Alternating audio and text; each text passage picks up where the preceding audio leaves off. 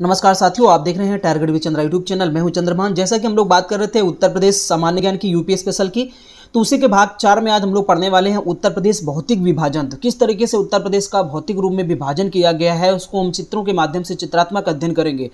तो ये वीडियो जो है बहुत इंपॉर्टेंट है। UP PCS, RO, BO, UP triple PET, लेखपाल आदि जितने भी उत्तर प्रदेश से संबंधित भर्तियां हैं उन सभी के लिए, सभी एग्जाम्स के लिए मोस्ट इंपॉर्टेंट वीडियो होने वाला है।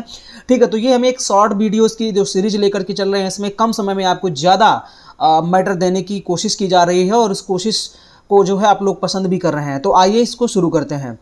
तो जैसे सबसे पहले तो हम इस मैप को समझेंगे। इस मैप के माध्यम से हम जानेंगे कि किस तरीके से जो है उत्तर प्रदेश का भौतिक विभाजन किया गया है। ठीक है, तो सबसे पहले आप मैप पे देखिए। मैप पे यहाँ पर देखिए अब हिमाचल प्रदेश है और ये जो एरिया है ये पूरा हिमालय का क्षेत्र है, हिमालय पर्वतीय क्षेत्र है।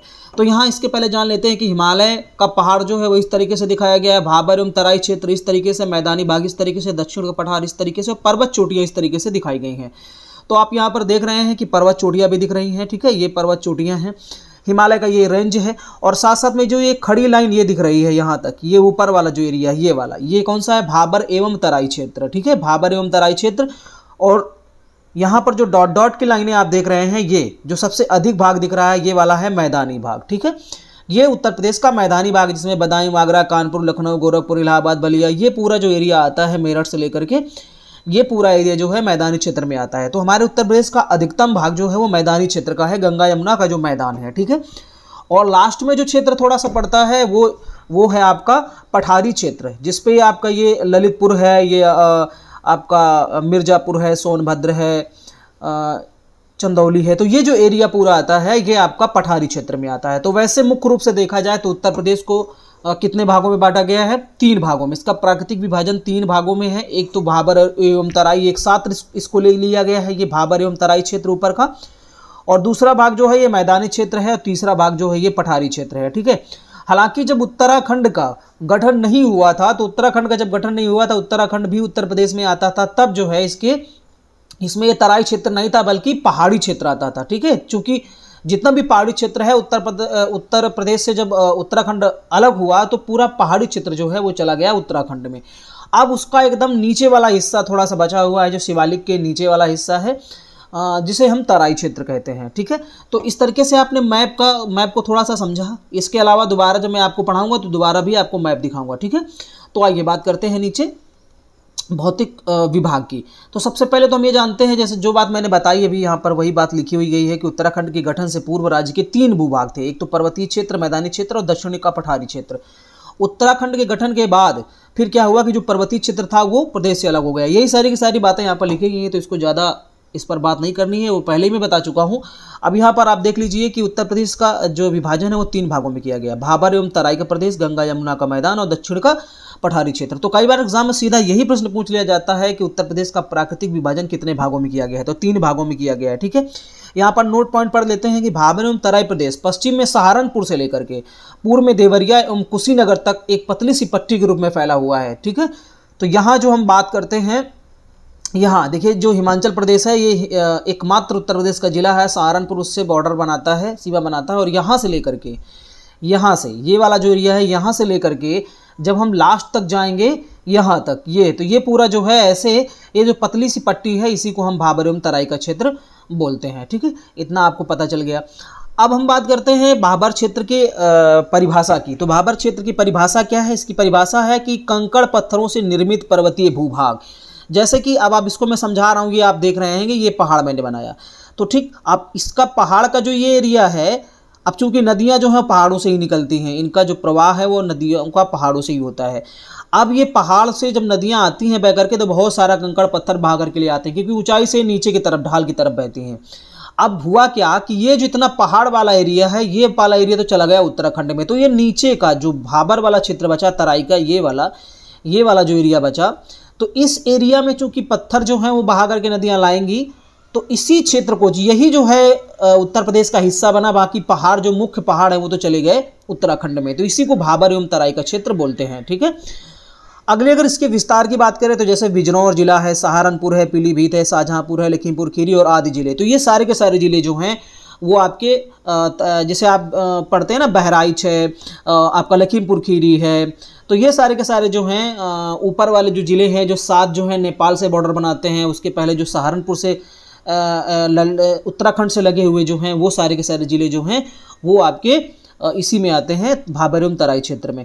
अब इसकी भाबर क्षेत्र की विशेषताएं क्या हैं, तो इसकी विशेषताओं में देखेंगे तो पहली विशेषता यहाँ पर लिखी गई है कि पश्चिम से पूर्व की ओर बढ़ने पर चौड़ाई में कमी होती है। ठीक है, तो जब हम पश्चिम से पूर्व की ओर बढ़ने पर चौड़ाई में कमी होती है, तो आप इस मैप में इसको आप देख सकते हैं कि जैसे इस तरफ जितनी चौड़ाई है, ये जो नेपाल वाला एरिया जहाँ से सटा हुआ है, इस तरफ चौड़ाई ज़्यादा है, लेकिन जैसे ही पश्चिम की तरफ जाएंगे तो इसकी चौड़ाई कम होती जाएगी। तो ये किसकी विशेषता है। ठीक है, दूसरी विशेषता क्या है कि नदियों का लुप्त हो जाना। तो यहाँ पर क्या है, नदियों का लुप्त हो जाना। ठीक, तो यहाँ पर जो है नदियाँ लुप्त हो जाती हैं। नदियाँ लुप्त कैसे होती हैं, अब ये आपको मैं बता देता हूँ। जैसे कि मैंने बताया कि यहाँ पर जो पहाड़ हैं ऊपर, इन पहाड़ों से नदियाँ जब आती हैं तो कंकड़ पत्थर इस तरीके से जो है बहा करके लाती हैं। अब आप सोचिए, जो गोल गोल पत्थर ये बन जाते हैं और नदियाँ जब ये बहा करके लाती है, तो जैसे ही समतल भाग में प्रवेश करते हैं तो वहीं पर ये जमा हो जाते हैं, है ना, वहीं पर ये जमा हो जाते हैं। तो समतल और ऊंचाई के बीच में जो स्पेस बचता है वहाँ पर ये जमा हो जाते हैं। तो नदियाँ इन्हीं के बीच से बहने लगती हैं, अंदर से। ठीक है, नदियाँ इन पत्थरों के अंदर से बहने लगती हैं, इसलिए नदियाँ यहाँ पर दिखती नहीं है। अर्थात नदियों पर आप टहल सकते हैं पत्थरों पर पैर रखते हुए, नदियों का स्वरूप जो है एकदम वो अंदर हो जाता है, दिखता नहीं है। लेकिन जैसे ही और ये समतल मैदानी क्षेत्र में जाती हैं तो फिर इनका आकार दिखना शुरू हो जाता है।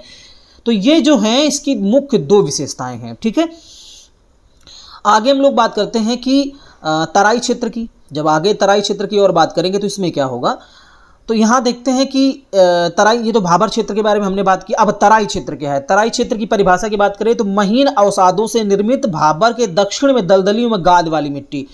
तो जैसे कि मैंने पहले बताया कि यहाँ पर ये जो गोल गोल पत्थर थे, ये तो भाबर का क्षेत्र हो गया। ठीक है, नदियाँ यहाँ पर लुप्त हो जाती हैं। लेकिन जैसे ही नदियाँ अब यहाँ से, अब यहाँ भी कंकड़ों से पत्थरों से टकराती हैं, ये जो आप बहा करके लाई हैं, तो यहाँ पर भी छोटे छोटे बिंदु जो होते हैं वो महीन अवसाद लेकर के आती हैं। तो यहाँ पर क्या होता है, गाद, बहुत सारा जो है बालू के कंकड़ जो है ये बहा करके लाती हैं, और यहाँ पे भूमि जो है वो दलदली हो जाती है। क्योंकि पत्थरों से टकराने के बाद नदियाँ तो वो छितरा जाती हैं, वो चारों तरफ को बहना शुरू हो जाती है, तो यहाँ की भूमि जो है वो दलदली हो जाती है। तो ये तराई क्षेत्र की परिभाषा है। तराई क्षेत्र इस तरीके का होता है। अब इसके विस्तार की बात करें तो इसका विस्तार कहाँ पर है, वही सहारनपुर, बिजनौर, बरेली से लेकर के महाराजगंज, देवरिया जिलों तक। ठीक है, तो तराई क्षेत्र और बाबर क्षेत्र में आई होप, मुझे लग रहा है कि आपको समझ में जरूर आया होगा। फिर इसके बाद भी अगर आपको कुछ डाउट है तो आप जरूर कमेंट कर सकते हैं। आगे इसकी विशेषताओं की बात करें तराई क्षेत्र की, तो इस तराई क्षेत्र में फसलें कौन कौन सी होती हैं, बहुत पूछा जाता है ये क्वेश्चन। तो यहाँ पर सबसे ज़्यादा गन्ना है, जैसे धान है, गेहूं तो यहाँ कम ही होता है, लेकिन यहाँ पर दे दिया गया है। गन्ना है, धान है, जूट है, इनकी फसलें जो बहुत ज़्यादा होती हैं। घने जंगल और लंबे हाथी घासों से ढका क्षेत्र है। हाथी घास जो है बहुत ऊंची ऊंची घास होती है। ठीक है, हाथी घास जो है बड़ी बड़ी होती है, यहाँ पर बहुत ज़्यादा होती है। भूमि सुधार कार्यों के कारण चौड़ाई में कमी हुई, जिससे उपजाऊ भूमि किसानों को प्राप्त हुई। तो गन्ना बहुत ज़्यादा होता है यहाँ पर। ओके, अब हम लोग बात करते हैं गंगा यमुना के जो दोआब क्षेत्र है, या जिसे हम मैदानी क्षेत्र कहते हैं। ठीक है, तो हम मैदानी क्षेत्र की यहाँ पर बात करने वाले हैं। तो गंगा यमुना का जो ऊपरी मैदान है, इसके विस्तार की बात करें तो लगभग 500 किलोमीटर लंबी एवं 80 किलोमीटर चौड़ी पट्टी के रूप में जो है ये विद्यमान है। इसकी चौड़ाई कितनी, 500 किलोमीटर लंबी है ऐसे, और चौड़ाई कितनी है, चौड़ाई जो है ये 80 किलोमीटर ऐसे। तो ये जो एरिया इस तरीके से है वो गंगा यमुना का ऊपरी मैदान कहलाता है। गंगा का मध्य मैदानी प्रदेश की बात करें तो इसका विस्तार उत्तर प्रदेश, सहारनपुर, बिजनौर, मेरठ, मुजफ्फरनगर, बुलंदशहर, अलीगढ़, ये वाला जो एरिया है, हाथरस, मथुरा, आगरा, मैनपुरी, एटा, बदायूं, मुरादाबाद, बरेली, तो ये जो जिले हैं यहाँ पर ये जो है इसका विस्तार है गंगा का मध्य मैदानी प्रदेश। अगर गंगा का पूर्वी मैदानी की बात करेंगे, पूर्वी मैदानी क्षेत्र की, तो पूर्वी मैदानी क्षेत्र में उत्तर प्रदेश के जो वाराणसी है, जौनपुर, गाजीपुर, आजमगढ़, बलिया, मिर्जापुर, सोनभद्र में भदोही जिले आते हैं। ठीक है, तो गंगा के मैदानी क्षेत्र को भी 3 भागों में बांट दिया गया है। गंगा का ऊपरी हिस्सा, गंगा का मध्य हिस्सा गंगा यमुना का, और गंगा का पूर्वी। ठीक है, तो इस तरीके से गंगा यमुना के विस्तृत मैदानी क्षेत्र को भी 3 भागों में यहाँ पर बांट करके दिखाया गया है। ठीक है, गंगा यमुना के विस्तृत मैदानी प्रदेश की समुद्र तल से ऊंचाई कितनी है, 300 मीटर। राइट, 300 मीटर है। अब हम लोग बात करते हैं जो पठारी क्षेत्र है, तो पठारी क्षेत्र की बात कर लेते हैं यहाँ पर। तो सबसे पहले आप यहाँ पर देख रहे होंगे कि पठारी क्षेत्र की बात यहाँ पर हम लोग करने वाले हैं। विशिष्ट तथ्य इससे संबंधित दिए गए हैं। इसका क्षेत्रफल 45,200 वर्ग किलोमीटर। किसका, पठारी क्षेत्र का। और वो पठारी क्षेत्र कौन सा है, जैसे बुंदेलखंड हम लोग बोलते हैं। बुंदेलखंड के साथ साथ जो आपका सोनभद्र, मिर्जापुर, चंदौली वाला जो एरिया है, और इलाहाबाद से जैसे ही जस्ट हम दक्षिण मुड़ते हैं तो पूरा वो जो है आपका पठारी क्षेत्र ही आ जाता है। तो सम्मिलित क्षेत्र की बात करें तो इसमें बुंदेलखंड सम्मिलित है और बघेलखंड के भूभाग सम्मिलित है, ठीक है। और इसके समान ऊंचाई की बात करेंगे तो इसकी ऊंचाई 300 मीटर के लगभग, कुछ स्थानों पर इसकी ऊंचाई जो है 450 मीटर से अधिक। मिर्जापुर सोनभद्र जिलों के कुछ स्थानों पर कैमूर और सोनकर की पहाड़ियां लगभग 600 मीटर तक ऊंची हैं, ठीक है। तो ये पहाड़ियां जो हैं कैमूर की, जो एक कैमूर रेंज है जो कि बिहार तक जाती है, ये भी सोनभद्र से लगते हुए आगे बिहार की तरफ जाती है। तो ये पठारी क्षेत्र है और जिसे हम विंध्याचल भी कहते हैं, ठीक है। तो इस तरीके से जो उत्तर प्रदेश का भौतिक विभाजन है वो मुख्य रूप से 3 भागों में किया गया है और इन 3 भागों की हमने यहाँ पर विस्तृत चर्चा कर ली है, ठीक है। तो ये वीडियो आपको पसंद आया होगा। इस वीडियो में इतना ही, मिलते हैं नेक्स्ट वीडियो में, तब तक के लिए आपको बहुत बहुत धन्यवाद। और इसके साथ साथ में एक बहुत इंपॉर्टेंट सूचना ये भी है आपके लिए कि अगर आप इस वीडियो को ज़्यादा से ज़्यादा शेयर करते हैं, कमेंट करते हैं, तो आपको इसका PDF जो है डिस्क्रिप्शन में भी अवेलेबल करा दिया जाएगा, तो आप PDF भी वहाँ से प्राप्त कर सकते हैं, ठीक है। तो मिलते हैं फिर नेक्स्ट वीडियो में, तब तक के लिए आपका बहुत बहुत धन्यवाद। Thank you.